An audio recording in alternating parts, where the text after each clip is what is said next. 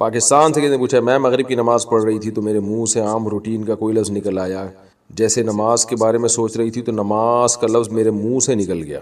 جی اگر منہ سے ہی نکلتے ہیں الفاظ تو اگر ایسا لفظ نکل گیا ہے تو وہ کلام الناس ہی کہلائے گا، اس سے نماز ٹوٹ جائے گی چاہے غلطی ہی سے نکلا ہو۔ انڈیا سے کسی نے پوچھا اگر جمعے کے دن اگر فجر کی نماز نہ پڑھی تو کیا جمعے سے پہلے فجر کی قضا پڑھنا ضروری ہے؟ کیا فجر کی قضا پڑھے بغیر جمعے کی نماز قبول نہیں ہوگی؟ ایسا تو نہیں ہے، کہ صاحب ترتیب کے لیے تو لازمی ہے کہ جمعے سے پہلے فجر پڑھے، جو صاحب ترتیب نہیں ہے اس کے لیے لازمی نہیں ہے۔ صاحب ترتیب کا مطلب وطر سمیت 6 نمازیں جس کے ذمے میں 6 نمازوں سے کم نمازیں جس کے ذمے میں باقی رہ گئی ہوں یا کوئی نماز نہ ہو، وہ صاحب ترتیب ہے، اور جس کے ذمے 6 یا 6 سے زیادہ نمازیں باقی ہوں وہ صاحب ترتیب نہیں ہے۔ تو صاحب ترتیب جب تک پچھلی قضا نہیں کر لیتا اگلی نماز نہیں ہوتی، خوب سمجھ لیں۔ باقی فجر آپ کی چھوٹ گئی ہے تو جمعے تک تاخیر کرنا تو ویسے ہی بہت بڑا گناہ ہے۔ نبی نے فرمایا جس کی نماز چھوٹ جائے، بھولے سے چھوٹ گئی یا غلطی سے چھوٹ گئی، تو جیسے ہی یاد آئے وہ فوراً بھولے سے چھوٹ گئی یا نیند میں چھوٹ گئی تو جیسے ہی آنکھ کھلے وہ فوراً پڑھ لے۔ تو فجر کا وقت تو جیسے ہی مکروہ وقت گزرے گا فوراً پڑھنا لازم ہے، اور اگر کسی وجہ سے تاخیر ہوئی ہے تو اتنی تاخیر کہ اس کو آپ جمعے تک کھینچ لیں، یہ تو بہت برا عمل ہے۔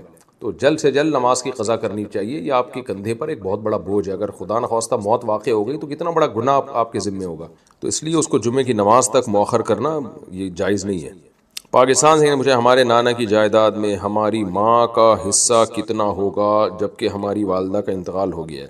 دیکھیں نانا کی جائیداد میں ان کے سب بچوں کا حصہ تھا نا، تو مجھے تو نہیں پتا کہ آپ کی خالائیں کتنی ہیں اور آپ کے ماموں کتنے، اور جب نانا کا انتقال ہوا تو نانی بھی زندہ تھیں یا نہیں تھیں، تو یہ پوری ڈیٹیل جب آپ لکھیں گے تو پھر میں جواب دے سکوں گا، ادروائز یہ تو بتا دوں گا کہ آپ کی نانا کی جائیداد میں ماں کا حصہ تھا۔ اگر ماں آپ کے نانا کی وفات کے وقت زندہ تھیں تو ان کا حصہ تھا، کتنا تھا یہ جب تک آپ کے ماموں، خالاؤں اور نانی کے بارے میں آپ تفصیل نہیں بتائیں گے اس وقت تک میں جواب نہیں دے سکتا۔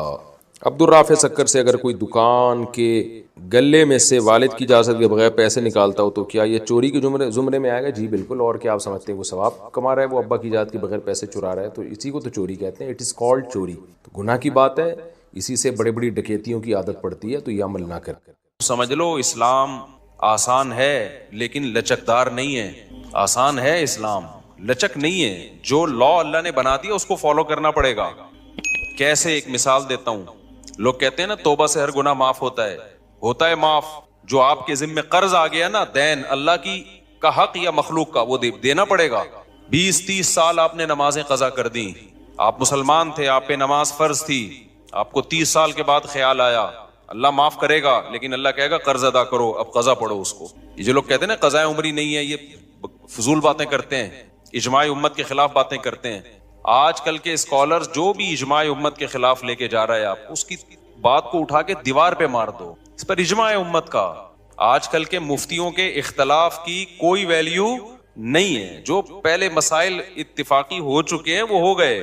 تو آپ کیا سمجھتے ہو کہ آپ نے نماز کی توبہ کر لی اللہ معاف کر دے گا؟ اللہ کہے گا معاف کر دوں گا۔ معاف کیا کروں گا؟ ٹائم پہ پڑھنی تھی نہیں پڑھی، یہ جرم معاف کر دوں گا، لیکن جو دین آپ کے ذمے ہے وہ کوئی مفتی یا مذہبی اسکالر معاف نہیں کر سکتا، اس میں ہمارے پاس اللہ کی طرف سے دلیل ہوگی۔ یہ لوگ جو کہتے ہیں نا قضاء عمری کی کوئی دلیل دو، ان سے بولو معافی کی دلیل دو آپ، کہ بغیر پڑھے نمازیں معاف ہو جاتی ہیں۔ تم کہاں سے اللہ کی طرف ایک ایسی چیز کی نسبت کر دیتے ہو جس کا اللہ نے کوئی ذمہ داری نہیں لی ہے؟ کتنا بڑا جرم کیا، نماز کو ساقط کر دیا بغیر کسی دلیل کے، ہے بھائی؟ دیکھو جس کا حق ہے اس کو حق ہے نا کہ وہ ساقط کر دے۔ مثال سے بات سمجھاتا ہوں۔ آپ نے مجھ سے 1 لاکھ روپے لیے اور پی گئے، آپ نے کہا تھا 1 مہینے بعد دوں گا۔ بھائی یہ بچوں کو خاموش کروائیں اوپر، ٹھیک ہے؟ آپ نے مجھ سے 1 لاکھ روپے قرض لیے، قرض کس کا تھا؟ میرا۔ آپ نے کہا 1 مہینے بعد دوں گا، آپ 1 مہینے بعد نہیں دے رہے، ترسا رہے ہیں، تڑپا رہے ہیں، 6 مہینے گزر گئے، مجھے بہت غصہ آ رہا ہے کہ آجا، پکڑائی میں آئے گا تو نہیں چھوڑوں گا میں تجھے۔ اور میں نے کہا اب تو 6 مہینے بعد لے کے بھی آئے گا نا، پیسے تو لوں گا لیکن سزا دوں گا تجھے، کیونکہ تو نے اتنا ڈیلے کیوں کیا۔ آپ نے سوری کر لی 6 مہینے بعد کہ یار معافی چاہتا ہوں یار۔ اب جب آپ نے سوری کی ہے، میں نے کہا چلو بھائی اب یہ قرض لے آئے گا، اب میں اس پہ غصہ نہیں ہوں گا کیونکہ میں نے اس کو معاف کر دیا، یہ جو ڈیلے کیا نا معاف کر دیا۔ تیسرا بندہ اٹھ کے اس کو جا کے کہتا ہے اب تو پیسے نہ دے، اب تو پیسے مفتی صاحب کے پیسے نہ دے۔ اگلا کہتا ہے بھائی کیوں نہیں دوں، ایک تو میں نے ڈیلے کیا اب بھی میں نہ دوں۔ تو وہ اگلا بندہ کہتا ہے بھائی اس کی کیا دلیل ہے کہ تیرے ذمے مفتی صاحب کے پیسے ہیں، اس پہ کوئی حدیث، اس پہ کوئی قرآن کی آیت کہ تو نے ابھی بھی دینے ہیں؟ تو یہ سمجھدار ہوگا تو کیا کہے گا؟ بھائی یہ معاف کرنے کا حق اس کو ہے جس نے پیسے دیے ہیں، یہ تھرڈ پرسن کو بولو نہیں۔ تو اگر مفتی صاحب نے ایسی کوئی بات کہی ہے کہ جو ڈیلے کر دے گا تو میں معافی کر دوں گا، یعنی جو ٹائم پہ میرا قرضہ نہیں دے گا نا، اب اس کو میری طرف سے یہ سہولت ہے کہ صرف توبہ کر لے، قرضہ بھی ختم۔ اس سے بڑا مفتی دنیا میں کوئی بیوقوف دیکھا آپ نے جو کہے کہ جس نے میرے پیسے ٹائم پہ نہیں دیے اب وہ صرف سوری کرے گا، صرف سوری کرے گا تو وہ پورا ہی اڑا دوں گا میں اس سے قرضہ۔ تو اگر یہ سامنے والا جو 1 لاکھ روپے کھا کے بیٹھا ہوا ہے نا، یہ 2 نمبر ہوگا نا، تو ان مذہبی اسکالر کی باتیں اس کو فوراً سمجھ میں آئیں گی جو یہ کہہ رہے ہیں کہ نہ دو۔ لیکن 1 نمبر ہوگا نا تو وہ کہے گا اس کی کیا دلیل ہے کہ جس کا حق تھا اس نے معاف کر دیا ہے، اس کی دلیل۔ مفتی صاحب سے کوئی تحریر لے کر آؤ۔ قضائے عمری کے ساتھ یہی حشر کیا ہے آج کل کے مذہبی اسکالرز نے، اور آج کل کے مذہبی اسکالرز کو جنہوں نے اپنا باپ بنا لیا ہے ائمہ مجتہدین کو چھوڑ کر، ان لوگوں نے بھی یہی حشر کیا ہے۔ اللہ میاں نے کہا تھا نماز قائم کرو، فجر کی نماز فجر کے ٹائم پہ ہونی چاہیے، ظہر کی ظہر کے ٹائم پہ ہونی چاہیے۔ لوگوں نے کیا کیا؟ نہیں قائم کی، قضا کرتے رہے، 10 سال تک قضا کر کے اپنے اوپر ایک بوجھ کھڑا کر لیا۔ آپ کو خیال آیا کہ یار میں نے بہت بڑا جرم کیا، 10 سال نمازیں نہیں پڑھی، میں توبہ استغفار کروں۔ آج کل کے جو مذہبی اسکالر قرآن و سنت کے نام پہ جو بیوقوف بناتے ہیں، جن کو قرآن و سنت کے علاوہ سب کچھ آتا ہے، سینس تو ہے ہی نہیں۔ میں بار بار کہتا ہوں یہ جو آج کل کے مذہبی اسکالر تمہیں مجتہدین سے ہٹا رہے ہیں نا قرآن و سنت کے نام پہ، خدا کی قسم یہ قرآن و سنت میں نہیں لے کر آ رہے، یہ اپنا منجن بیچ رہے ہیں۔ قرآن و سنت جو ایکسپلین پہلے ہو چکا ہے نا وہ اوتھینٹک ہے، وہ مستند ہے۔ آج کل کے تلوں میں تیل نہیں ہے ان اسکالرز میں، یہ اتحاد امت کے نام پہ اپنا منجن بیچ رہے ہیں۔ تو انہوں نے کیا کیا؟ 10 سال ایک آدمی نے نماز نہیں پڑھی، اتنا بڑا جرم کیا، اللہ کا قرض اس کے اوپر، حدیث میں آتا ہے دین اللہ احق ان یقضا، اللہ کا قرض سب سے زیادہ اس لائق ہے کہ وہ ادا کیا جائے۔ آپ نے اللہ کا قرض اپنے اوپر لاد دیا۔ اب آج کل کے اسکالر میں سے کوئی اسکالر اٹھا، اس نے کہا کہ صرف سوری کر لو اللہ تعالیٰ سے، یہ 10 سال کی نمازیں کیا ہو جائیں گی؟ معاف۔ جب آپ ریلائبل مفتیان کرام کے پاس گئے، انہوں نے کہا بھائی سوری کرنے سے یہ جرم معاف ہو جائے گا کہ آپ نے 10 سال تک پڑھی کیوں نہیں ہے، لیکن اللہ کا قرضہ معاف نہیں ہوگا۔ تو وہ اسکالر جو نام نہاد اسکالر ہیں، انہوں نے کہا اس کی کیا دلیل ہے کہ معاف نہیں ہوگا؟ اے بھائی اس کی کیا دلیل ہے کہ معاف نہیں ہوگا؟ حالانکہ دلیل اس کی ہونی چاہیے کہ معاف ہو گیا ہے۔ کہ مفتی صاحب سے پوچھ کے آؤ کہ اس کی کیا دلیل ہے کہ وہ 10 سال کی نمازیں معاف نہیں ہوں گی۔ مفتی اگر مفتی ہوگا تو کہے گا اس لیے کہ ہمارے پاس اس کی کوئی دلیل نہیں ملتی کہ اللہ نے وہ نمازیں معاف کر دی ہیں۔ لہذا جو اسکالر یہ بات کر رہا ہے نا، مفتی کہے گا کہ اس سے پوچھ کے آؤ کہ اس کی کیا دلیل ہے کہ سوری سے وہ ساری نمازیں ذمے سے ساقط ہو جاتی ہیں توبہ کرنے سے، کیونکہ تمہارے پاس کوئی دلیل نہیں ہے کہ اللہ نے وہ معاف کر دی ہیں۔ تو تم اللہ کی طرف اس بات کی نسبت کیوں کر رہے ہو جو اللہ نے کہی نہیں ہے؟ کہاں اللہ نے لکھا ہے کہ جان بوجھ کر نماز چھوڑ دو گے تو میں نماز ہی ذمے سے ساقط کر دوں گا؟ کہیں لکھا ہوا ہے یہ؟ بولو بھائی کیا ہو گیا؟ کہیں ہے قرآن میں حدیث میں کہ جو 10 سال چھوڑے گا تو خالی سوری سے اس کا قرضہ معاف کر دوں گا؟ آپ خود قانون ساز بن گئے ہو۔ لوگ کہتے ہیں کہ جی حرج بہت ہے 10 سال کی نمازیں پڑھنے میں، اور اسلام میں تنگی نہیں ہے۔ حرج جب ہے جب 10 سال کی نمازیں ایک دن میں ہو۔ 10 سال کی نمازیں 10 سال میں کر لو بھائی۔ 1 کروڑ روپے لے کے کوئی بندہ پی گیا نا، روزانہ پیسے لے رہا تھا بٹوے سے نکال کے، کھربوں روپے جمع ہو گئے۔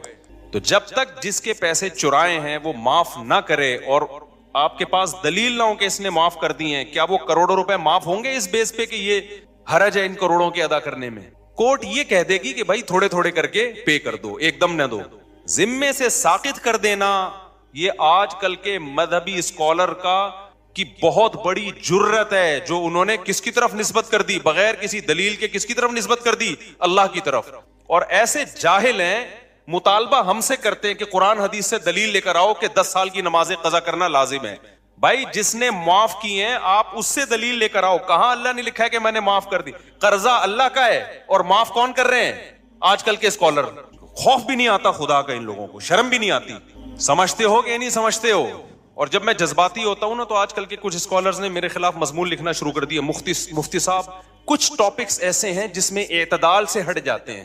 ایسے مضامین اب بعض لوگوں نے میرے بارے میں لکھنا شروع کر دیے، یعنی یہ وہ لوگ ہیں جو میرے معتقد ہیں لیکن کہتے ہیں کچھ ٹاپکس ایسے ہیں جس میں مفتی صاحب حد اعتدال سے بولو ہٹ جاتے ہیں۔ ایک عاملوں کے بارے میں مفتی صاحب حد اعتدال سے تجاوز کر لے، سارے عامل غلط، یہ تھوڑا مفتی صاحب زیادتی۔ ایک 3 طلاق کے مسئلے میں نے کہا نا کہ اگر کوئی اہل حدیث سے فتویٰ لے کے بیوی کو رکھ لے گا وہ زنا ہی ہے، بیوی حلال نہیں ہوگی۔ لوگ کہتے ہیں مفتی صاحب یہ تھوڑی کیا ہو رہی ہے، زیادتی، اتنا بھی سختی نہ۔ میں بتاتا ہوں ابھی۔ تیسرا یہ مسئلہ قضائے عمری، قضائے عمری ساقط نہیں ہوتی ذمے سے، اجماع امت کے خلاف ہے، یہ کوئی دلیل نہیں ہے۔ نماز سے بڑھ کر اسلام میں کوئی حکم بولو نہیں ہے۔ کسی مذہبی اسکالر نے فتویٰ دے دیا نا 10 سال کی نمازیں، اس سے بولو یہ تو نے فرض کی ہیں یا اللہ نے فرض کی ہیں؟ اللہ نے معاف کر دی ہیں، بتا بھائی اس کی کیا دلیل ہے تیرے پاس؟ قرضہ اللہ کا ہے اور معاف کوئی پروفیسر صاحب کر رہے ہیں یا کوئی اسکالر کر رہا ہے آج کا۔ اور چوتھی عدالتی خلا۔ میں جب کہتا ہوں نا عدالتی خلا، جو آج کا جو قانون گورنمنٹ میں بنا ہوا ہے یہ بالاجماع باطل ہے۔ اس پہ بھی کچھ اسکالر نے میرے خلاف لکھنا شروع کر دیا کہ مفتی صاحب خلا کے مسئلے میں بھی ایکچولی تھوڑا سا کیا ہو رہے ہیں، کنٹرول سے باہر۔ اتنا بھی نہیں ہے۔ ٹاپک سے ہٹ کے میں تھوڑا ان چاروں کو تھوڑا ایکسپلین کر دوں تاکہ پتہ چلے کہ یہ ایکسٹریم لیول پہ نہیں ہوں، میں اعتدال پہ ہوں۔ دیکھو اعتدال کسے کہتے ہیں؟ جو چیز جیسی ہے اس کو ویسا رکھنا۔ ایک چیز کالی ہے نا، ایک آدمی کہہ رہا ہے یہ سفید ہے، میں کہوں یہ دھک کالی ہے، بھائی اتنی کالی ہے کہ اندھیرے میں نظر ہی نہیں آئے گی۔ لوگ کہیں مفتی صاحب تھوڑا اعتدال سے کام لیں۔ وہ جب کہہ رہا ہے سفید ہے، آپ جب کہہ رہے ہیں کہ کالی ہے، تو بیچ کا کوئی پیلا رنگ کہہ دیں آپ اس کو، تو یہ اعتدال ہوگا؟ یہ جھوٹ ہوگا؟ بھائی جب 100% بلیک ہے، کسی بھی زاویے سے دیکھو بلیک ہے، تو اس کو بلیک کہنا ہی اعتدال ہے۔ تو یہ جو خلا کا مسئلہ ہے نا، خلا کا، ابھی ایک نیا کلپ آیا ہے کہ میرے خلاف پھر کسی نے، پرانی عادت ہے ان کو چین نہیں آتا جب تک میری ویڈیو لگا کے ری ایکشن نہ کریں نا، تو میں نے یہ عدالتی خلا کا کہا یہ جھوٹ ہے، بکواس ہے۔ اس کی بیس پہ اگر کوئی عورت کہیں اور نکاح کرتی ہے وہ زنا ہے، وہ نکاح نہیں ہے۔ چند کنڈیشن ایسی ہیں جس میں ہم اس خلا کو معتبر مانتے ہیں، وہ تو میں بتا چکا ہوں، چند کنڈیشن ایسی ہیں۔ لیکن علی الاطلاق کورٹ کے پاس یہ حق ہو جائے کہ عورت جب جائے کورٹ اس کو خلا کی ڈگری پکڑا دے، جیسے کہ لا یہی ہے، لا تو پاکستان میں نا، حضرت ویڈیو نہ بنائیں، جو پاکستان میں لا ہے نا وہ یہی ہے کہ جج پابند ہے کہ وہ خلا دے گا۔ یہ خلا کالعدم ہے، اس کی کوئی حیثیت بولو نہیں ہے۔ اس پہ مشہور زمانہ اسکالر نے ابھی دوبارہ میرے خلاف کلپ بنایا کہ مشکات کی اتنی حدیثیں اور فلانی اتنی حدیثیں ہیں۔ ایک حدیث مشکات کی یا پورے ذخیرے حدیث میں میرا چیلنج ہے، خدا کے لیے مارکیٹ میں لے آؤ یار، ہمارے کان ترس گئے، آنکھیں ترس گئی۔ کوئی ایک حدیث ایسی نہیں ہے جس سے پتا چلتا ہو کہ عورت کو طلاق کا یا نکاح ختم کرنے کا حق ہے بذریعہ کورٹ۔ شوہر ظلم کر رہا ہو نا مخصوص نوعیت کا، اس کی بات میں نہیں کر رہا، وہ تو میں بھی مانتا ہوں۔ نارمل کنڈیشن میں یا چھوٹی موٹی باتوں میں ایک عورت نہیں رہنا چاہتی، وہ کہہ رہی میں نہیں رہنا چاہتی، یہاں شوہر کی مرضی کے بغیر عورت علیحدگی نہیں لے سکتی۔ اسلام میں نکاح میں داخل ہونے کا عورت کے پاس حق ہے، نکاح سے نکلنے کا عورت کے پاس اسلام میں رائٹ نہیں ہے۔ اب خواتین کو یہ بات اگر سمجھ میں نہیں آتی، چھوڑ دیں اسلام کو چینج نہ کریں آپ، اسلام چینج نہیں ہو سکتا۔ سمجھ میں آ رہی ہے بات کہ نہیں آ رہی؟ آپ چھوڑ دیں بھائی، ہمیں یہ اسلام میں لگتا ہے یہ ظلم ہے عورت کے اوپر، تو نہ لاؤ، آپ جاؤ کسی ہندو سے شادی کرو، آپ اس کے پاس، ان کے پاس ہر وقت حق ہے بھائی، جیسے ہندو خود طلاق دے سکتا ہے، عورت بھی جب چاہے عدالت سے خلا لے سکتی ہے۔ اسلام میں ایسا ہی ہے۔ کوئی اسکالر یہ بات کرتا ہے نا کہ نہیں ایسا نہیں ہے، تو آپ میرے سامنے بٹھا دیں اس کو، آن لائن لے آئیں اس کو، مشہور آدمی ہو، اور آڑا ترچھا مشہور ہونے کے لیے بعض دفعہ آ جاتا ہے، تو میں بتاؤں گا مشکات میں کتنی حدیثیں ہیں، بخاری میں کتنی حدیثیں ہیں، وہ سارے میں ان کمبختوں کو ترجمے تک نہیں آتے ہیں حدیثوں کے۔ اگر عورت کے پاس بھی یہ رائٹ ہوتا ہے نا، کامن سینس بھی کوئی چیز ہوتی ہے، قرآن حدیث تو پہلے کامن سینس ہوگی تو قرآن حدیث سمجھ میں آئے گا نا، کامن سینس ہی نہیں ہے، قرآن حدیث تو ویسے ہی نہیں ان بیچاروں کے پاس، اور کامن سینس بھی نہیں ہے، اور وہ آج کل ہمیں بتا رہے ہیں کہ ابو حنیفہ امام شافعی کو فالو نہ کرو، ان لوگوں کو فالو کرو۔ کامن سینس کیا کہتی ہے کہ میاں بیوی میں اور گرل فرینڈ بوائے فرینڈ میں فرق کیا رہ جائے گا اگر عورت کے پاس بھی طلاق کا حق حاصل ہو جائے؟ فرق کیا رہ جائے گا؟ ارے میاں بیوی میں، بوائے فرینڈ اور گرل فرینڈ میں جب دونوں چاہیں بریک اپ ہو سکتا ہے کہ نہیں ہو سکتا؟ بولو نا، دونوں جب چاہیں ایک دوسرے کو چھوڑ دیں، تو پھر یہ میاں بیوی کے تکلف کی کیا ضرورت ہے؟ فرق صرف اتنا ہو جائے گا کہ گرل فرینڈ بوائے فرینڈ میں عورت ٹاٹا کر کے ویسے ہی چلی جاتی ہے، یہاں کورٹ سے کہے گی مجھے ٹاٹا کروا دو، کورٹ اس کو پکا ٹھپا لگا کے ڈگری دے دے گی۔ گرل فرینڈ میں تو پکا ٹھپا بھی نہیں لگتا، یہاں تو پکا ٹھپا لگ جائے گا۔ گرل فرینڈ بوائے فرینڈ اور میاں بیوی کا فرق ہی ختم ہو جائے گا۔ اتنی سینسز بے وقوفوں میں نہیں ہے، اور یہ ہمارے باپ بنے ہوئے ہیں، ملین سبسکرائبر لے کے بیٹھے ہوئے ہیں یہ لوگ۔ میں تو کہتا ہوں یہ اس قوم کے ساتھ صحیح ہو رہا ہے، जैसे सियासी हुक्मरान जब कूटते हैं ना हमें पकड़ के, तो सही कूटते हैं भाई, वोट किसने दिया था? वोट भी तो मैं और आप ही देते हैं ना। तो ये जो मजहबी स्कॉलर मंजन बेच रहे हैं ना और उल्लू बना रहे हैं आप, ये बिल्कुल सही हो रहा है आप लोगों के साथ, क्योंकि आपने कुरान और सुन्नत को समझने के लिए अबू हनीफा पे एतमाद नहीं किया। आपको लगा वो बेचारों को कुछ भी नहीं आता था, जो ताबीन तबा ताबीन के दौर के लोग थे, आपको खैर वो बेचारे मंजन बेच के चले गए। आपने इमाम शाफी पे एतमाद नहीं किया, जिनको करोड़ों लोगों ने फॉलो किया है, आपने कहा उनको नहीं पता था। आपने इमाम मालिक पे एतमाद नहीं किया, आपने इमाम अहमद बिन हंबल पे एतमाद नहीं किया। जब इतने बड़े बड़े फुकाहा पे आपने एतमाद नहीं किया, तो अल्लाह ने आपको इन मंजनों के हवाले कर दिया है कि ये मंजन बेचेंगे और तुम क्या करोगे, इनसे मसाइल पूछोगे। तो मैं बहुत कॉन्फिडेंटली ये कहता हूं, ये खुला कलदम है, इसकी कोई 2 टके की हैसियत नहीं है। जज अपनी बीवी को तलाक दे सकता है, किसी और की बीवी पे अल्लाह ने जज को इख्तियारात बोलो ना नहीं दिए। अब खवातीन को ये पसंद आए तो छोड़ दें इस्लाम को, जहां इतने सारे करोड़ों काफिर हैं, चंद औरतें अगर जहन्नम में चली जाएंगी तो हमारी सेहत पे कोई फर्क नहीं पड़ेगा। क्योंकि आजकल एक नया भूत ये सवार हो गया मजहबी स्कॉलर्स पे कि खवातीन को खुश करने के लिए उनके वो हुकूक बयान किए जा रहे हैं जो इस्लाम ने दिए नहीं है, फेवर लेना है इनको। जैसे कह दिया ना, औरत पे सास की खिदमत नहीं है, शौहर की खिदमत नहीं है। अबे ना वो बच्चे पैदा कर रही है, ना वो शौहर की खिदमत करेगी, ना वो सास की खिदमत करेगी, कमाना उस पे वैसे ही लाजिम नहीं है, तो पेड़े खाने के लिए आई है घर में क्या? ऐसी बात करते हो जो तुम अपनी बीवी पे मुंतबिक नहीं कर सकते। तुम्हारी बीवियां कैसे घरों में रहती हैं? ना वो तुम्हारी माँ की खिदमत करेंगी, ना तुम्हारी खिदमत करेंगी, ना बच्चे तो वैसे ही पैदा नहीं हो रहे, एक आध होता है, उसके बाद बढ़ गया बच्चों का प्रोग्राम, सारा क्या हो गया, बढ़ गया। वो बात करो जो तुम खुद सोसाइटी में अपने ऊपर झील सकते हो। तुम्हारी माँ तुम्हारी बीवी को कह रही है पानी पिलाओ, और तुम्हारी बीवी आगे से कहते सास की खिदमत कुछ पे वाजिब नहीं है, तुम्हारी गैरत कहां चली जाएगी उस वक्त? समझ में आ रहा है कि जापान से आया हूं, गुस्से में हूं, क्योंकि वहां मैंने खानदानी निजाम देखा है तबाह होते हुए। इन्हीं किस्म के लोग वहां भी ब्रॉड माइंडेड पैदा हुए, बेड़ा ही गर्क कर दिया पूरे सिस्टम का। जो इस्लाम ने औरत को हुकूक दिए हैं वो बड़े खानदानी हुकूक हैं, उन हुकूक की बात करो भाई, जो हुकूक इस्लाम ने दिए हैं। इस्लाम ने ये कहीं नहीं कहा कि तुम्हारी बीवी ना तुम्हारी माँ की खिदमत करेगी, ना तुम्हारी रोटी पका के खिलाएगी। इस्लाम ने कहा है भाई खर्चा तुम्हारे जिम्मे है। नबी सल्लल्लाहु अलैहि वसल्लम ने मोहब्बत सिखाई है अपनी ज़ौजा की, कि जहां से अम्मी आयशा बर्तन से मुंह लगा के पानी पीती, वहीं से आप भी मोहब्बत का इजहार करते। कभी आपने अपनी बीवियों को मारा पीटा नहीं है, हाथ नहीं उठाया, बर्दाश्त किया। ऊंच नीच हर घर में होती है। अपने साथ सफर में लेके जाते थे, दावत में लेके जाते थे। ये हुकूक हैं जो इस्लाम ने दिए, ये वाले दो भाई। तुम क्या सिखा रहे हो उनको कि जब मुंह उठाए वो अदालत में जारी है? क्यों? औरत ने, इस्लाम ने औरत को राइट दिया खुला का। औरत को जो खुला का राइट दिया है, खुला एक एग्रीमेंट है। राइट का मतलब ये कि औरत अगर ये नहीं रहना चाहती तो शौहर से डिवोर्स का मुतालबा कर सकती है महर की मुआफी पे, कि मैं महर छोड़ती हूं, मुझे तलाक दे दो। इस महर छोड़ के तलाक लेने को खुला कहा जाता है। ये एग्रीमेंट है, जब तक शौहर राजी नहीं होगा, ये एग्रीमेंट दोनों तरफ से होता है। ये कुरान से भी पता चलता है, हदीस से भी पता चलता है, बुखारी मुस्लिम। और ये जो स्कॉलर ने कह दिया ना कि मिशकात पर इतनी हदीसें, मेरा चैलेंज है एक हदीस आप तर्जमा करके बता दो जिससे आपका वाला खुला जो आप साबित करना चाहते हो वो साबित हो जाए। तो मैं जब किसी पे इतना मजबूत दावा कर रहा हूं ना, तो फेंक नहीं रहा होता मैं बैठ के यहाँ। समझ में आ रही है बात? एक दूसरी बात आमिलों के बारे में। अभी हमारे एक दोस्त हैं हजरत, यानी क्या नाम है, मुझसे जूनियर हैं अगरचे काफी वो, लेकिन काफी पॉजिटिव काम कर रहे हैं। मुफ्ती रशीद अहमद खुर्शीद साहब हैं मुझसे काफी जूनियर, लेकिन माशाल्लाह बहुत अच्छा काम कर रहे हैं, पॉजिटिव। उनसे किसी ने सवाल पूछा कि मुफ्ती तारिक मसूद साहब आमिलों के बहुत खिलाफ हैं, बहुत एक्सट्रीम लेवल पे गए हुए हैं। उन्होंने अपने हिसाब से जवाब दिया कि भाई वो थोड़ा सारे गलत नहीं है, कुछ इनमें ठीक भी हैं। आमिलों के बारे में सारे गलत नहीं होते, कुछ इनमें बोलो ठीक।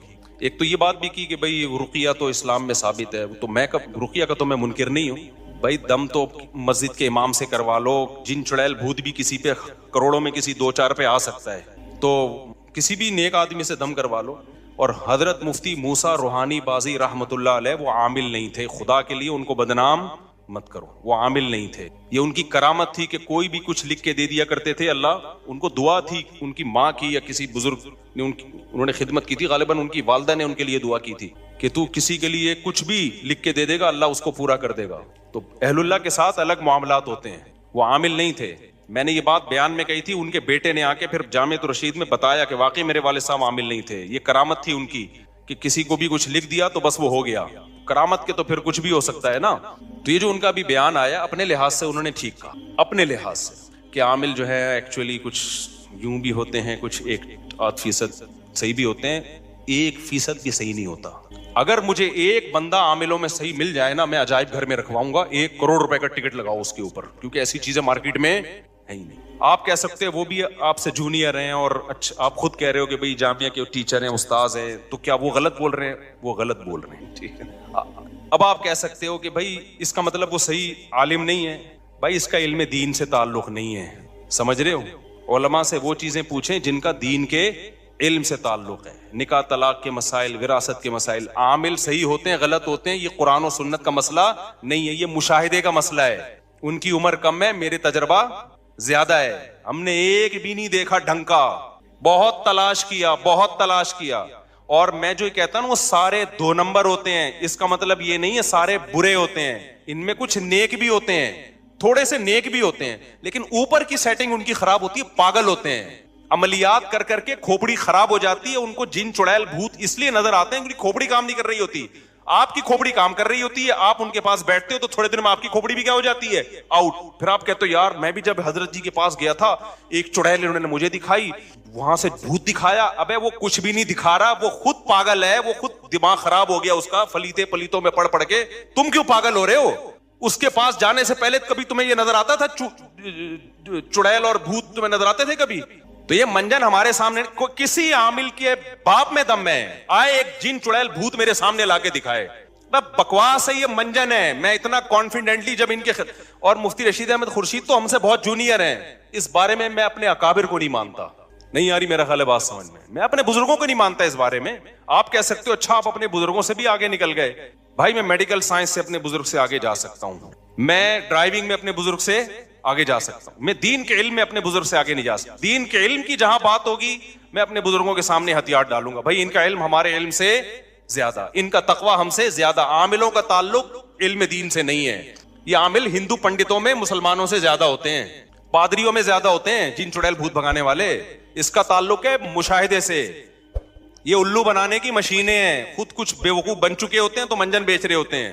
تو یہ کانفیڈنٹلی کہہ رہا ہوں میں، کانفیڈنٹلی، ایسا نہیں ہے کہ ہوائی ایک دم صبح اٹھا تو عاملوں کے خلاف تقریر شروع کر دی۔ کوئی بھی ڈھنگ کا نہیں ہے، ان سے دور رکھو اپنے آپ کو۔ اور اگر نہیں رکھا نا تم نے، باتوں میں آ گئے کہ جی وہ حضرت جی ان کے، ابے میں نے بڑے بڑے بزرگوں کو دیکھا ہے کہ ان لوگوں نے الو بنایا ہے۔ مفتی رشید احمد خورشید تو بیچارے ابھی نئے نئے آئے ہیں مارکیٹ میں، ہم نے بڑے بڑے بزرگوں کو دیکھا ہے، ان عاملوں نے ان کو الو بنا دیا۔ میں بزرگوں کا نام لینا مناسب نہیں سمجھتا، وہ پھر بے ادبی ہے، ورنہ بڑے بڑے بزرگوں کو ان لوگوں نے الو بنایا۔ آپ کس کھیت کی مولی ہو؟ ہاں کانفیڈنس ہونا چاہیے انسان میں، ان کو سمجھنے کے لیے تھوڑا سا اعتماد ہونا چاہیے، پھر ان کا پتہ چلتا ہے۔ یہ بہت، اور یہ سعودی عرب کی مثالیں، اب امام کعبہ کو جن چڑیل بھوت، یہ منجن بہت ہم پہلے دیکھ چکے ہیں۔ میں نے بڑے بڑے بیوقوف دیکھے ہیں جو امام حرموں کے جا کے جن اتار رہے ہیں، وہ امام حرم کو بیوقوف بنا رہے ہوتے ہیں۔ آپ کہہ سکتے ہو وہ امام حرم بھی بیوقوف بن گئے، تو بھائی جب ان کی فیلڈ نہیں ہے تو بن سکتے ہیں وہ۔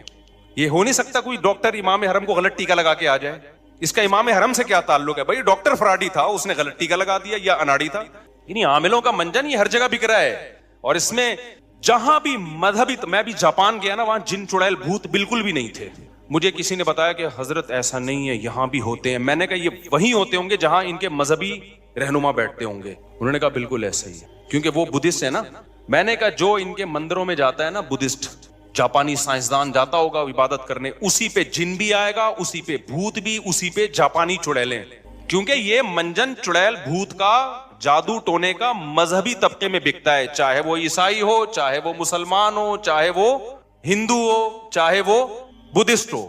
جو مذہبی نہیں ہے نا، سیکولر لوگ ہیں، ان میں یہ منجن بکتا نہیں ہے۔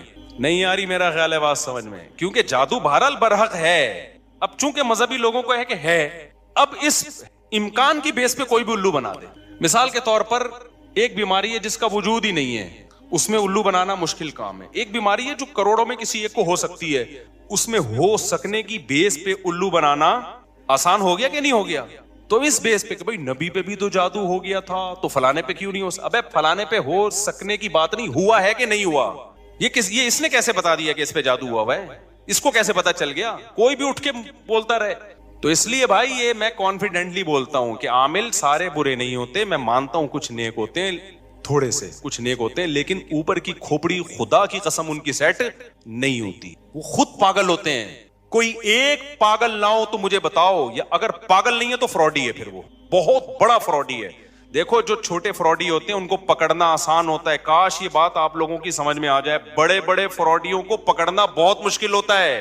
اور مجھے حوالے نہ دیا کرو حضرت جی فلاں حضرت فلاں کے ہم بہت اعتقاد ہے, لیکن دین کے علم کے معاملے میں تقوی میں ہم ان پر اعتماد کرتے ہیں. عاملوں کے منجن میں ہم ان پہ اعتماد بولو نا نہیں کرتے. باقی جادو برحق ہے, جنات بھی آ سکتے ہیں, کروڑوں میں کسی ایک پہ آ جاتا ہے. تو اس کا علاج یہ ہے کہ سورہ فلق سورہ ناس پڑھ کے دم کرو, یا مسجد کے امام یا کسی نیک آدمی سے دم کرا لو. بس اس سے آگے بڑھنے کی کوشش کرو گے تو معاملہ پروگرام بڑھ جائے گا. وقتی طور پہ ٹھیک ہو جاؤ گے, پھر دوبارہ چڑیل آئے گی, پھر تمہاری نسلیں برباد ہو جائیں گی. فلیتے پلیتے, ایک دھاگا یہاں ایک یہاں پر فلیتا, اتنا عذاب میں مرو گے بھی سالے, اسی مصیبت میں مرو گے تم. فلیتوں پلیتوں سے جان نہیں نکلے گی تمہاری کبھی. ہمارے یار اللہ نے اتنے ہمیں اولادیں دی ہیں, ہمارے گھر میں بچے بیمار بھی ہوتے ہیں, صحت بھی ہوتی ہے. ہم نے تو کبھی نہ کوئی فلیتا نہ کوئی پلیتا نہ کسی عامل نہ میں نے تو عاملوں کو چیلنج کیے, تیرے باپ میں دم میں تو آ یار, 2-4 چڑیل بھوت ہمارے گھر بھی بھیجنا. یہ منجن انہی لوگوں کو بکتا ہے جو ان لوگوں کو مانتے ہیں. اور یہ صرف مسلمانوں میں نہیں ہے, یہ ہندوؤں میں بھی ہیں. یہ مذہبی لوگوں کا منجن ہے. سیکولر لوگ تمام تر عیبوں کے باوجود اس عیب سے بچے ہوئے ہیں. انگریز سیکولر ہے نا, وہ جب راکٹ بھیجتا ہے نا چاند پہ, پھٹ گیا تھا نا ایک دفعہ راکٹ بھیجا تھا, اگر وہ پنڈت جی کے سے دم کروا کے یا کسی مسلم اسکالر سے دم کروا کے بھیجتا نا, تو کہتا ہے یہ اس دفعہ کچھ چڑیل نے کچھ اوپر جا کے کیا. ان کے سارے سائنسدان بکرے کاٹ رہے ہوتے وہاں بیٹھ کے. انہوں نے دیکھا یار جب تباہی ہوئی ہے تو کوئی نہ کوئی لاجک ہوگی, اس کی لاجک کو تلاش کرو. میاں بیوی کی لڑائیاں ہیں, معاملات صحیح نہیں ہیں. جب لڑائیاں ہو رہی ہیں تو انسان کے بچے بنو نا, دیکھو غلطی کس کی ہے, کون پہلے بدتمیزی سے بات شروع کرتا ہے, پھر لڑائی ہوتی ہے. عاملوں نے یہ دھندا ہی سارا ختم کر دیا. عاملوں نے بولا اپنی غلطی کی اصلاح مت کرو, اصل میں تمہاری ساس نے تمہارے اوپر چڑیل بھیجی ہوئی ہے. بجائے اس کے کہ آدمی دیکھے کہ نتائج غلط جو نکل رہے ہیں تو میں ٹھیک ہو جاؤں یا بیگم ٹھیک ہو جائے, وہ اپنے آپ بارے میں سوچے یہ کیوں جھگڑا ہو رہا ہے. نہ بھائی, وہ تعویذ رکھا ہوا ہوگا بیل میں, 15-16 سال پرانی بات ہے. مجھے پتا تھا یہ بہت نالائق ہے نا, لڑ رہے تھے بدتمیز سے, دونوں ایک نمبر کے. شادی سے پہلے ہی بدتمیزی میں مشہور تھے, تو ظاہر ہے جب شادی بھی ہو گئی تو پھر تو بدتمیزی انتہا کو پہنچے گی. لڑائی جھگڑے ہی نہیں ختم ہو رہے. لڑکی کا بھائی چلا گیا کسی بزرگ کے پاس, وہ بزرگ بھی ہمارے ہاں بڑے بزرگ سمجھے جاتے ہیں. افسوس تو اس پر ہے نا, میں 2 نمبر عاملوں کے خلاف نہیں بولتا, یہ ذہن میں رکھو, میں 1 نمبر کے خلاف بولتا ہوں. یہ بھی میری بات کو نا غلط لے جاتے ہیں. 2 نمبر تو سب مانتے ہیں 2 نمبر ہیں, جو 1 نمبر ہیں وہ بھی 2 نمبر ہیں. میں ان کے خلاف بول رہا ہوں. کیا کریں, بات سے بات نکل. پہلے یہ سنا دوں نا, تو اس نے بتایا کہ وہ جو ہے نا وہ ہمارے وہ فلاں بزرگ ہیں, انہوں نے کہا ان کے گھر میں ایک بیل ہے, اس میں تعویذ کیا کسی نے. میں نے کہا الو نا کسی اور کو بنانا, کسی اور کو بنانا الو. تمہاری قسمت میں یہ لکھا ہوا ہے کہ تم بجائے اس کے کہ اپنی بہن کو سمجھاؤ جو بدتمیزی کر رہی ہے وہ, یا شوہر کے رشتہ دار میاں کو سمجھائیں کہ اگلا غصے ہوتا ہے تو تھوڑی دیر کے لیے انسان کا بچہ بن جا, گھر تو ایسے ہی چلتا ہے نا. وہ اس کے گھر میں بیل ہی نہیں تھی, اتفاق کی بات یہ ہے. لیکن ایسی اندھی عقیدت ہے نا ان کمبختوں کی, وہ جتنا مردی جھوٹ بول دے, نہیں جی حضرت جی ہیں, بنیان کمبخت سونگ سونگ کے عورتوں کے بتا رہے. یہ تو میں 2 نمبروں کی بات کر رہا ہوں. عورتوں کے بنیان سونگ کے بتا رہے ہوتے ہیں کہ اس پہ جن ہے. تمہیں شرم نہیں آتی اپنی عورتوں کے بنیان مردوں غیر مردوں کو سنگھاتے ہو یار. اپنا پجامہ سنگھایا کرو جا کے. اس کو کوئی مانگے نا تو اپنی بنیان لے کر بولا یہ میرا انڈر ویئر ہے, یہ اپنی ناک میں گھسیڑ. ان کمبختوں کا علاج ہی ہے. ایک آدمی نے عامل کے ساتھ صحیح کیا تھا, اس نے کہا آپ کے بال چاہیے, اس نے زیر ناف بال لے جا کے دے دیے اس کو. صحیح کیا بالکل. مجھے اچھا نہیں لگ رہا مسجد میں یہ باتیں کرتے ہوئے, لیکن تمہارے دلوں سے میں تمہاری زندگیاں بچانے کے لیے ان کمبختوں کی عقیدت نکالنا چاہتا ہوں. دشمنی تو میں مول رہا ہوں, تمہیں تھوڑی کچھ کہے گا. دشمنی تو میں مول رہا ہوں. تو بات آئی تھی دماغ میں, پتہ نہیں نکل گئی, اتنی خاندانی بات آئی تھی. تو وہ اس نے کہا بیلوں کے اوپر جو ہے نا, یہ سارا آج کا جو ٹاپک ہی بڑھ گیا سارا ان عاملوں کے چکر میں. سارا ٹاپک جو میں کتنا شکر کا اور وہ لے کے چلا تھا, وہ ٹاپک تو بڑھ گیا. یہ بھی ضروری ہے بھائی. ان عاملوں کے مفتی رشید احمد خورشید صاحب ہمارے لیے قابل احترام ہے کائنڈلی, لیکن یہ عاملوں کے بارے میں کسی کی باتوں میں نہ, ان دلوں میں تیل نہیں ہے. تو بات اتنی خاندانی تھی یار, عامل کے بارے میں تھی, نکل گئی دماغ سے. تو کوئی بھی حرم کا امام کا علاج کر رہا ہے, یہ سب منجن ہو کہ میں نے امام میں فلانے کا کیا, تو میں نے ڈمکانے کا کیا, تو وہ پھر تصویریں لگا کے ہاں یاد آ گیا, الحمدللہ اللہ کا بڑا. دیکھو میرے ساتھ بھی کسی کی تصویریں دیکھو نا کہ میں اس کے لیے دعا کر رہا ہوں, اس کی مسجد میں کھڑے ہو کر اس کے لیے دعا کر رہا ہوں, تو وہ آپ سے اگر چندہ مانگتا ہے تو ان تصویروں کی بیس پہ آپ چندہ بولو مت دو کہ بھئی مفتی صاحب اس کی مسجد میں جا کے دعا. میں نے جب چندے کا بولنا ہوگا تو میں اپنے منہ سے پھوٹوں گا, کیونکہ اس طرح 2 نمبر لوگ بھی مجھے کیش کراتے ہیں کہ بھائی کہیں بھی مسجد بن رہی ہے میں تو چلا جاؤں گا دعا مانگنے. تو لوگ کہتے ہیں مفتی صاحب اس مسجد میں کھڑے ہوئے تھے تو اس کا مطلب یہ ریلائبل آدمی ہے. نہیں بھائی, اس کا یہ مطلب نہیں ہے. ہو سکتا ہے ریلائبل ہو سکتا ہے 2 नंबर। चंद बातें फ्रॉडी लोगों की अलामतें, मजहबी फ्रॉडियों की, गैर मजहबी की तो वो तो आप जानते होंगे, जब मैं मजहबी लाइन का आदमी हूं ना, मजहबी फ्रॉडियों की चंद बातें। मदरसे का मोहतमिम भी हो और 4 बीवियां भी हो, फौरन एहतियात बरतो उससे। अच्छा, लोग मुझे आके बता रहे होते हैं मुफ्ती साहब मेरी 4 वाइफ हैं, आपको मैं यकीन से कहूं मैं फौरी तौर पर खुश नहीं होता, मैं एकदम समझ जाता हूं कि ये पहली अलामत है 2 नंबर होने की। आप कहोगे यार मुफ्ती साहब किस तरह की बातें कर रहे हैं, वजह उसकी मैं सबसे पहले पूछता हूँ आपकी सोर्स ऑफ इनकम क्या है। बात आ रही है समझ में? क्योंकि गरीब आदमी को 4 मिलती नहीं है, मिल सकती हैं। मैं ये नहीं कह रहा कि वो फ्रॉडी है, ऐसा ना हो कोई 4 रखी हुई हो तो आप बोलो फ्रॉडी है, ये जरूरी नहीं है, लेकिन मोहतात हो जाता है आदमी कि यार ये मिल कैसे गई तुझे 4, क्योंकि हमने तो अभी जाके हुई है हमारी, हमें पता है कितने पापड़ बेलने पड़ते हैं, और अब हम मशहूर हो गए और माली लिहाज से भी काफी स्टेबल हो गए पहले की निस्बत, लेकिन कैसे मिल गई? लोग मुझे आके बता रहे होते हैं पंजाब गया वहां मेरी 4 हैं, मैं एकदम थोड़ा सा ना ऐसे होता हूँ, अल्लाह खैर करे।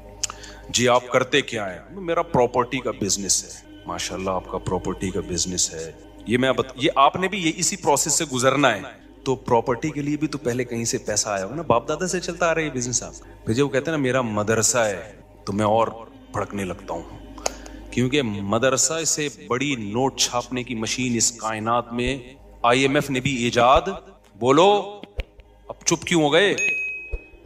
IMF जो नोट छापता है ना, जो कर्जा देने के लिए, नोट तो IMF नहीं छापते ना नोट तो मुख्तलिफ, अमेरिका समझ लो आप, सबसे ज्यादा दुनिया में डॉलर चल रहा है ना, अमेरिका के पास भी डॉलर छापने की ऐसी मशीन नहीं है जैसी मदरसा और यतीम खाना और ये ट्रस्ट, फाउंडेशन, ट्रस्ट जितने भी हैं, चाहे कोई भी ट्रस्ट, इससे बेहतर नोट छापने की मशीन इस कायनात में आज तक किसी ने इजाद, बोलो बात आ रही है समझ में?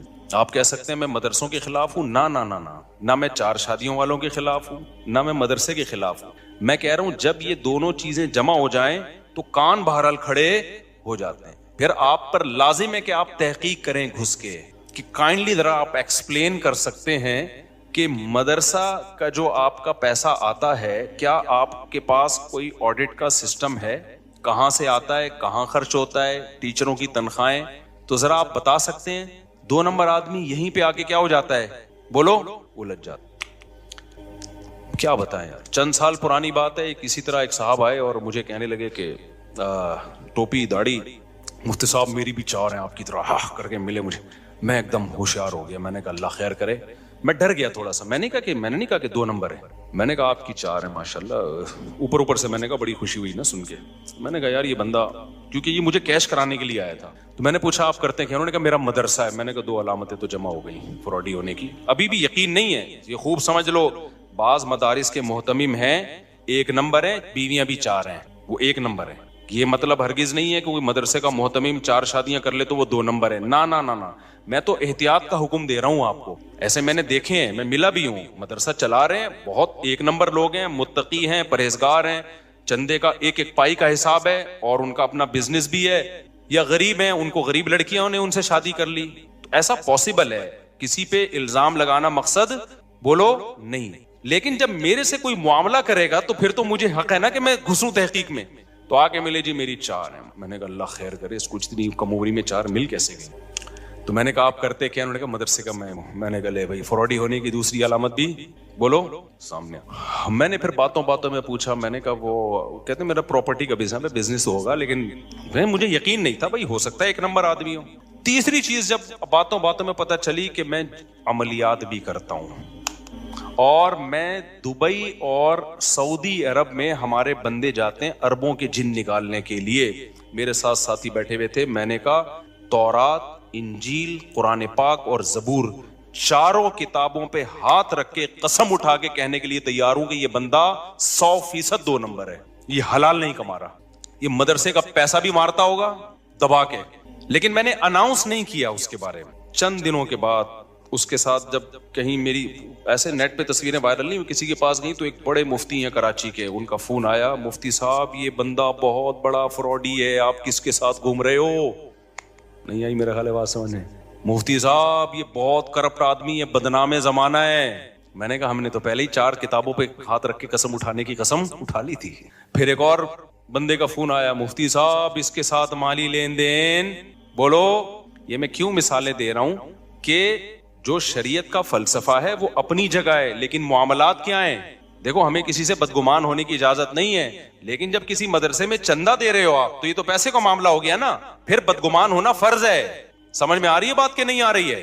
آپ جب زکوٰۃ دے رہے ہو, پیسہ دے رہے ہو, تو بھائی پھر محتمم صاحب آپ کے پاس اتنا پیسہ کہاں سے آیا ہے؟ ہاں, ہر ایک نہ آ کے پوچھے, محلے والے پوچھ سکتے ہیں, محتمم کے ذمے بتائے بھائی میرا یہ بزنس الگ ہے اور مدرسے کا حساب کتاب کیا ہے, الگ ہے. اور یہ بھی یاد رکھو, یہ غیر قانونی ہے کہ ایک ہی آدمی کے ہاتھ میں سارا حساب کتاب ہو. دنیا میں کوئی ٹرسٹ, کوئی فاؤنڈیشن ایسی نہیں ہے جس میں ایک آدمی ون مین شو. یہ انلیگل ہے. ایک صاحب گئے, مولوی صاحب باہر ملکوں میں چندہ مانگ رہے ہیں, مجھے کسی نے کہا کہ آپ کے جاننے والے ہیں, آپ کا نام. میں نے کہا میں نہیں جانتا بھائی کسی کو. تو کہہ رہے یار یہ تو کہہ رہے اتنی بیوہ. میں نے کہا بھائی یہ تو انلیگل کام ہے. ٹرسٹ جب بنتے ہیں 10-11 آدمی ہوتے ہیں, ان کو پتا ہوتا ہے کہاں سے پیسہ آ رہا ہے, ان 10-11 کو آپ کو اعتماد میں لینا پڑتا ہے. اگر کوئی مدرسے کا محتمم ایسا ہے ادھر سے پیسہ آ رہا ہے اسی محتمم کی جیب سے نکل کے جا رہا ہے, کوئی پوچھنے والا ہی نہیں ہے, تو بس بدگمان ہونے کے لیے اتنا کافی ہے. اس سے زیادہ ڈیٹیل میں بولو ہم تم سر پہ چڑھ کے تھوڑی دیکھیں گے کیا کر رہا ہے تو. پوری ٹیم ہوتی ہے, کوئی ٹرسٹ ہوتا ہے, رجسٹریشن ہوتی ہے اس کی. دیکھو مسجد میں جب پیسہ آتا ہے تو کمیٹی ہوتی ہے نا. اگر صدر یہاں سے پیسہ لے, یوں جیب میں رکھے اور ایک پنکھا لا کے لگا دے, پھر وہاں سے 1 کروڑ روپے لیے ادھر جیب میں رکھے اور جا کے ایک ٹائلیں لگا دی, تو باقی کمیٹی پوچھے گی نا کہ کیا کر رہے ہو بھائی, ہمیں کیوں نہیں بتا رہے. حق بنتا ہے کہ نہیں بنتا؟ تو مدرسے میں بھی یہی حق بنتا ہے, ٹرسٹوں میں بھی یہی حق بنتا ہے. تو یہ پوری دنیا میں ایک لا ہے اور یہ شریعت کے بالکل مطابق لا ہے. اس لا کو فالو کرنا پڑے گا. ون مین شو جہاں بھی چل رہا ہے, شریعت آپ کو مالی معاملات میں بدگمان ہونے کی اجازت نہیں بلکہ حکم دیتی ہے, خاص طور پہ زکوٰۃ, صدقے اور خیرات کے معاملات میں. ہاں, کسی کو پرسنلی کسی پہ ذاتی اعتماد ہے, وہ پھر ان دونوں کا آپس کا معاملہ ہے. آپ پہ کسی کو بہت زیادہ ٹرسٹ ہے کہ بھائی یہ بندہ 1 نمبر ہے, تو آپ کو آگے پیسے پکڑا دیتا ہے, آپ کسی غریب کو دیتے نہیں, یہ آپ کا آپس کا معاملہ ہے. کسی کو بھی کسی پہ ٹرسٹ ہو سکتا ہے. جہاں کھلے عام چندے ہوں گے نا, کھلے عام کوئی ٹرسٹ چل رہے ہیں, ادارے چل رہے ہیں, وہاں پر ایک شخص کے ہاتھ میں معاملہ نہیں ہو سکتا. سمجھتے ہو کہ نہیں سمجھتے؟ ہماری مسجد میں 15 سال پرانی بات ہے, ایک ڈبہ لگا ہوا تھا چندے کا, لوگ جا جا کے پیسے ڈالتے. جب بھی ڈبہ کھلتا تو پیسے ہی نہیں ہے, پیسے ہی نہیں ہے, رسیدوں میں امام کی تنخواہ نہیں ہے, مؤذن کی تنخواہ نہیں نکل رہی. تو مجھے ایک کمیٹی کے کسی جو صدر صاحب انہوں نے کہا بھائی بڑا مسئلہ ہو رہا ہے. میں نے کہا بھائی تالا جو ہے نا 2 آدمی کھولیں گے لازمی, جب تک 2 بندوں کے الگ الگ چابی نہیں ہوگی پیسے نہیں. جیسے یہ ہوا ہے ڈبل سے بھی زیادہ پیسہ ہو گیا. کوئی نمازی بھائی کمیٹی ہی کے چرا رہے تھے پیسے الحمدللہ, یا کمیٹی کا نہیں ہوگا, کوئی نمازی الگ سے کسی نے چابی بنائی ہوئی ہوگی. بھائی یہ کیا بات ہے کہ ایک آدمی تالا کھول رہا ہے تو پیسے کم آ رہے ہیں, 2 مل کے کھول رہے ہیں تو پیسے بولو نا زیادہ آ رہے ہیں. تو پیسوں کے معاملات میں کوئی بھی آپ کو جب الو بنانے کی کوشش کرتا ہے تو آپ الو بولو مت بنا. آپ پوچھو بھائی, میں نے 20 دفعہ یا انتظامیہ سے کہا ہے خود ان سے پوچھے بغیر, کیونکہ بدگمانی سے روکنا خود فرض ہے. نبی صلی اللہ علیہ وسلم اپنی کسی زوجہ کے ساتھ تنہائی میں کھڑے ہوئے تھے, ایک صحابی قریب سے گزرے, آپ نے ان کو بلایا, فرمایا میری زوجہ ہے. ان صحابی نے کہا یا رسول اللہ میں آپ پہ تھوڑی شک کروں گا, میں نے یہاں انتظامیہ سے جب میرے پاس ریوو گاڑی آئی ہے, میں نے کہا آپ ایسا نہ ہو میرے خلاف ادھر ادھر باتیں کرنا شروع کر دیں, آپ پوچھو میں آپ کو بتاؤں گا یہ گاڑی میرے پاس کہاں سے آئی ہے, آپ پوچھو میں بتاؤں گا میں نے 4 شادیاں کیسے کر لی ہیں, کہاں سے کھلا رہا ہوں, 4 گھر کیسے چلا رہا ہوں. ان کو میں نے خود حق دیا ہے تاکہ بدگمان نہ ہو, کیونکہ شک ہو سکتا ہے ایسا نہ ہو مفتی صاحب مسجد کے نام پہ دائیں بائیں سے چندہ لے کے اپنے مزے اڑا رہے ہوں, دے دنادن شادیاں کر رہے ہوں. میں سمجھا پا رہا ہوں اپنی بات. اس کو کہتے ہیں معاملات جو آج کل مارکیٹ میں کیا چل رہے ہیں, شارٹ. اور جس محتمم سے پوچھو نا, مدرسے کا ہو یا مسجد کا ہو, کہ تمہارے پاس پیسہ کہاں سے آتا ہے, اس کو اگر غصہ آ جائے نا, اس کا مطلب 2 نمبر ہے. اس کا مطلب کیا ہے, وہ اگر نا تم کون ہوتے پوچھنے والے. ہاں یہ نہیں کہ ہر چلتا پھرتا, محلے والوں کی بات کر رہا ہوں, جو محلے کے جو بھی سنجیدہ لوگ ہوتے ہیں. ایسا نہ ہو کہ کوئی بھی 10 سال کا بچہ اٹھ کے جا کے پوچھ رہے تمہارے پاس پیسہ کہاں سے آیا, ادھر سے دوسرا آ رہا ہے تمہارے پاس پیسہ کہاں سے آیا. یہ تو پھر غیر اخلاقی حرکت ہے نا. جو بھی محلے کے ذمہ دار سمجھدار لوگ ہوتے ہیں ان کو یہ حق ہے کہ آپ کے ادارے میں علاقے میں کوئی مدرسہ ہے, آپ محتمم سے جا کے پوچھیں. الحمدللہ ہمارے مدارس میں میجورٹی ٹھیک لوگوں کی ہے ہمارے مدارس میں, لیکن فراڈی لوگ بھی مدرسہ بنا لیتے ہیں. علماء فراڈی نہیں ہوتے, یہ خوب سمجھ لو. مدارس کے محتمم فراڈی نہیں ہوتے, لیکن فراڈی لوگ بھی مدرسوں کے محتمم بن جاتے ہیں, بلکہ مدرسے بنا لیتے ہیں, کیونکہ نوٹ چھاپنے کا بہترین طریقہ ہے. تو میں جلدی جلدی بات کو سمیٹ کے مکمل کروں. ایک عدالتی خلا کے بارے میں نے کہا بالکل 100% کیا ہے غلط, تو یہ کانفیڈنٹلی کہا ہے, یہ میں نے مذاق بولو. ایک میں نے یہ کہا تھا کہ عامل سارے 2 نمبر ہوتے ہیں اور جو 2 نمبر نہیں ہوتے وہ بھی اوپر کی سیٹنگ ان کی آؤٹ ہوتی ہے.